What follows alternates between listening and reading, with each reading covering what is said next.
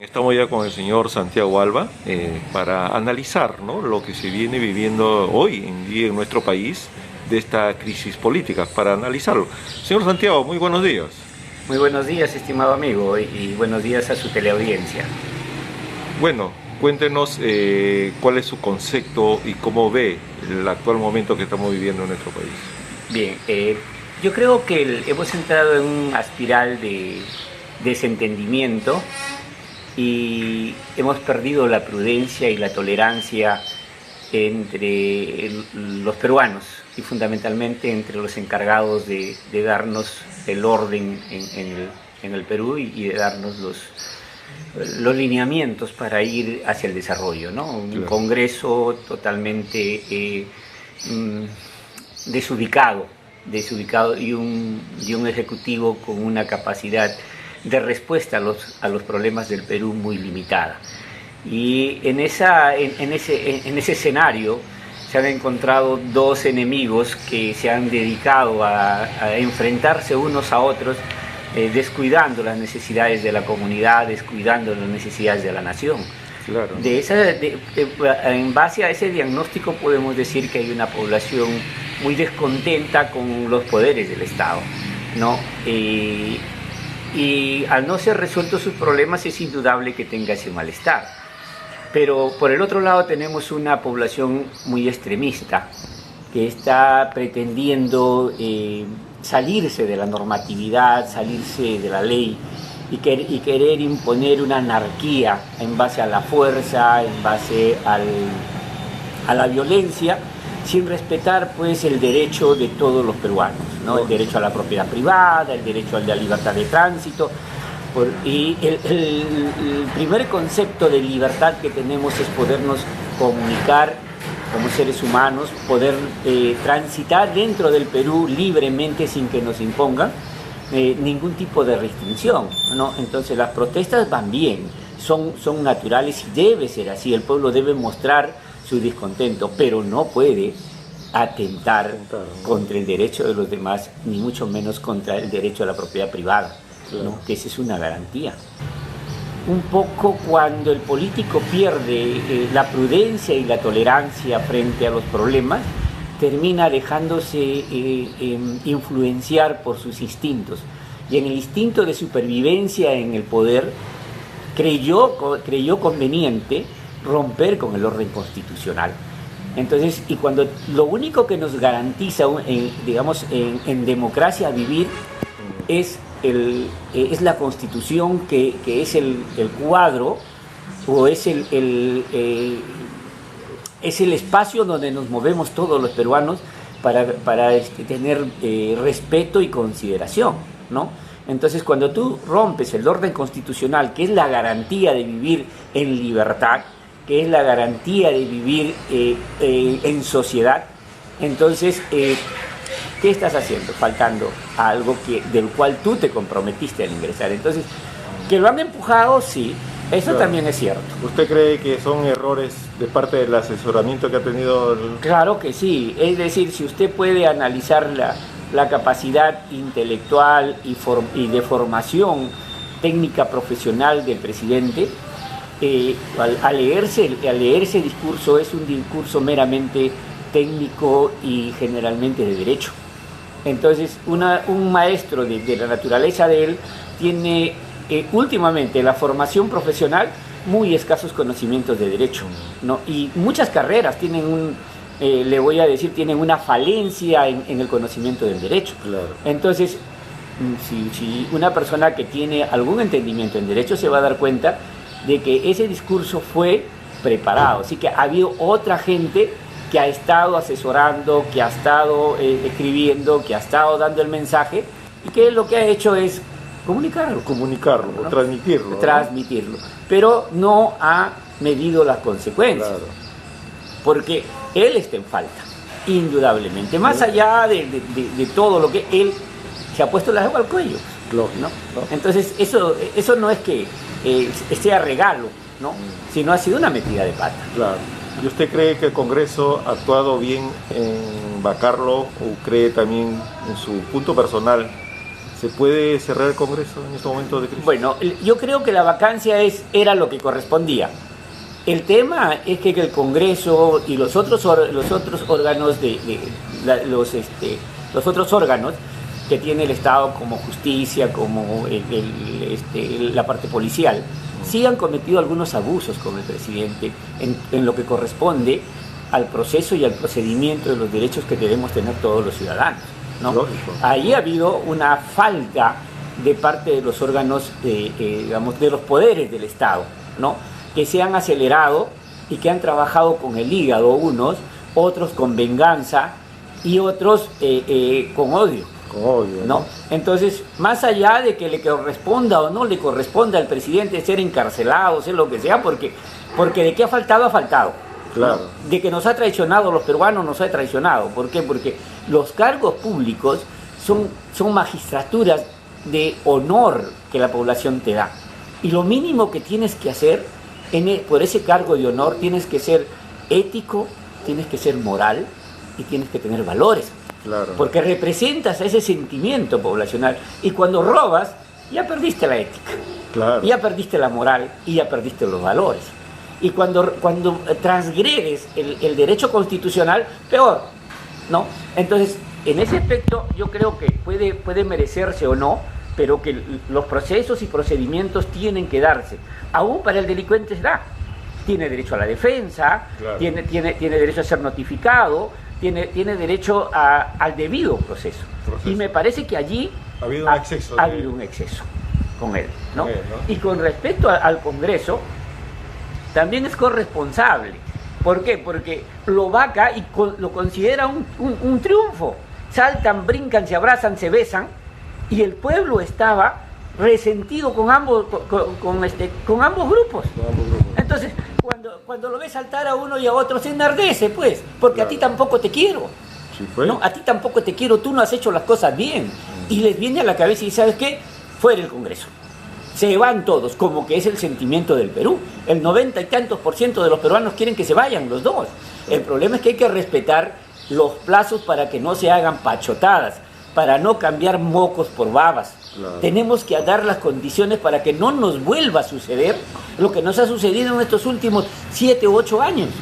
Se han cambiado presidentes como cambiarse de calzoncillo uno, ¿no? Sí. Entonces eso no puede seguir repitiéndose. Entonces debemos exigir que este Congreso haga las reformas y le debemos poner una agenda, la sociedad civil, los partidos políticos y toda la capacidad política del Perú activa debe ponerse a la defensa y presentarle un proyecto de cambios al Congreso.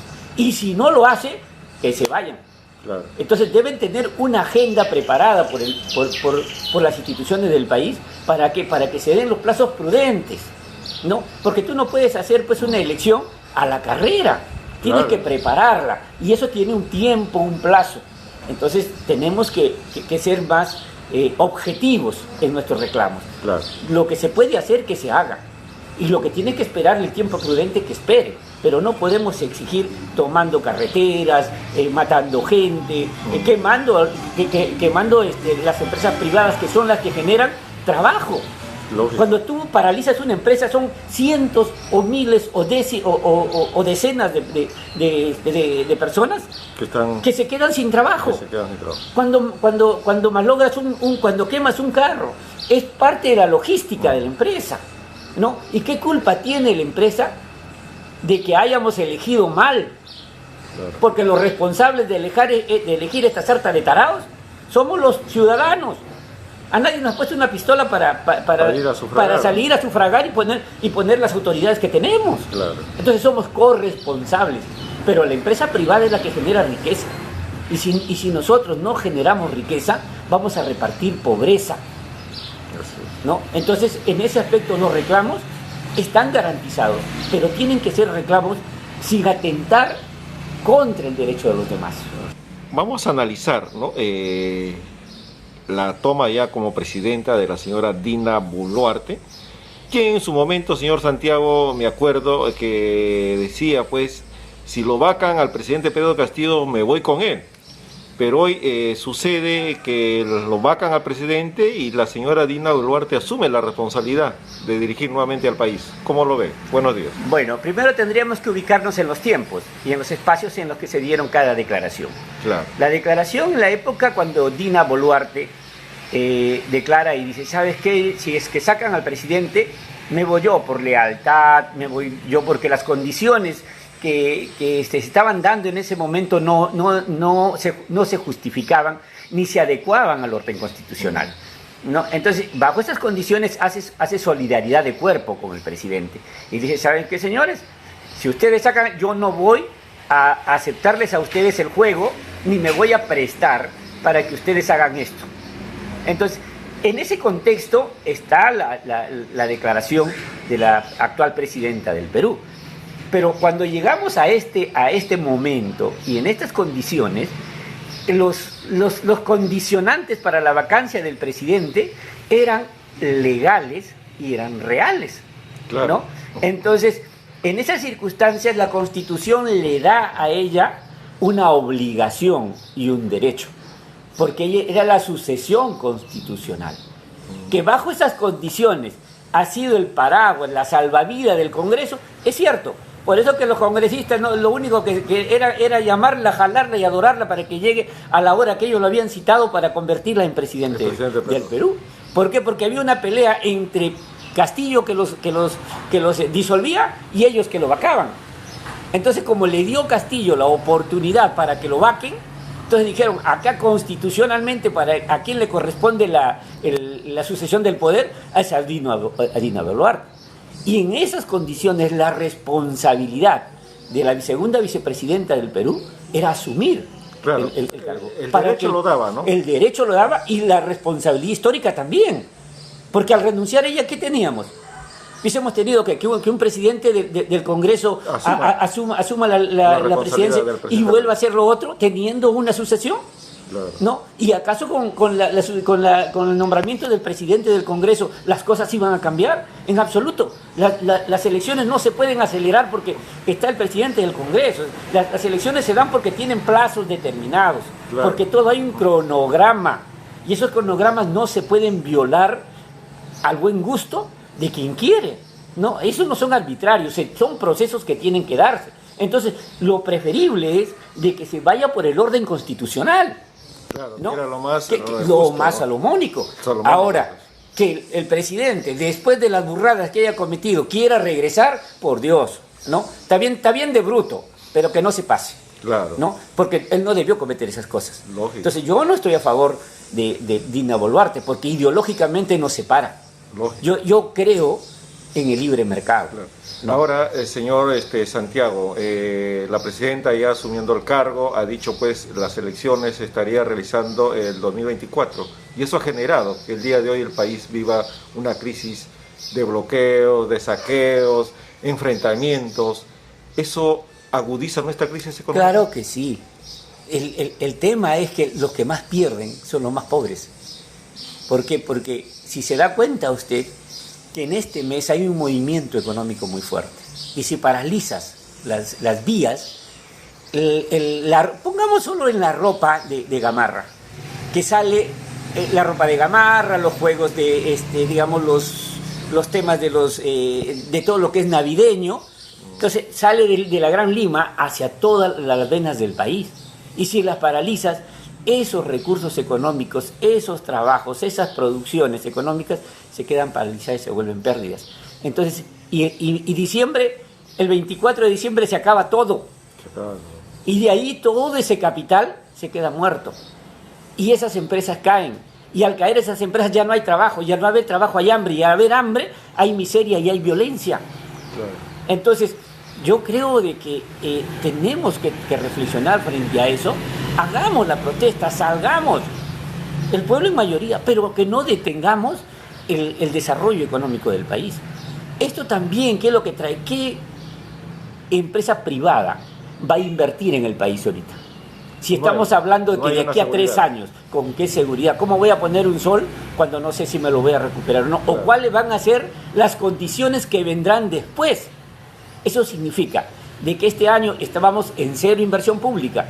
Hoy creo que vamos a estar muy por debajo vamos a estar en negativo en inversión privada. Y de la inversión pública peor, pues. ¿Por qué? Claro. Porque al paralizarse, al poner este movimiento, todo el sector público deja de avanzar también. Entonces hay una consecuencia económica muy fuerte que lo vamos a pagar nosotros. ¿Por qué? Porque al no haber recursos económicos, automáticamente el hambre aumenta, la pobreza aumenta. Entonces yo creo que tenemos que ser más sensatos. Debemos ir empujando. Debemos de ir hacia el cambio, pero ahorita está obligado el Congreso y el Ejecutivo a tener que dialogar entre ellos y dialogar con la sociedad civil para poner una agenda posible. Claro. No, digamos, ella dijo al 24, como tentativa está bien, de negociación, al 24, pero ajustemos, de repente puede ser el 23. Entonces sentémonos a la mesa, conversemos todos y digamos, ¿sabes qué? Que no sea el 24, ajustando todo, ajustando todas las cosas, podemos llegar al 23 haciendo elección. Claro. Pero lleguemos a un día donde nos pongamos de acuerdo, pero que tienen que darse el adelanto de elecciones se tienen que dar, claro. Pero se tiene que concertar. No, porque si no hay eso, simplemente vamos a entrar en una espiral de violencia, porque ya el Estado tiene que garantizar el curso, ¿no? Y ya se comenzó a declarar en zonas de emergencia. Y cuando entras en zonas de emergencia pierdes todos nuestros derechos constitucionales, claro. Son anulados. Y automáticamente el Estado, bajo el imperio del poder, de la fuerza, lo va a organizar. Significan más muertes, significan más enfrentamientos, significan muchas cosas. Y lo que tenemos es que ser más tolerantes. Tenemos que bajar esta tensión, tenemos que razonar con mucho más frialdad, con menos apasionamiento, con menos cólera, con menos odio, con menos rencor, claro. Y sentarnos a conversar. Y los peruanos tenemos que analizar las cosas en el debido contexto.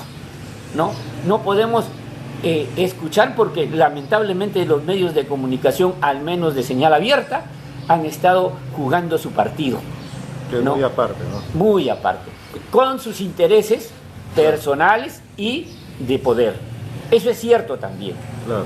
Entonces, hoy día necesitamos que se abra la cancha, que se diga, que cuando se comunique las dos cosas, lo bueno y lo malo de cada cosa. ¿No? Lo bueno del Poder Ejecutivo y lo malo también del Poder Ejecutivo. Lo bueno del Congreso y lo malo del Congreso. ¿Para qué? Para que el ciudadano pueda discernir.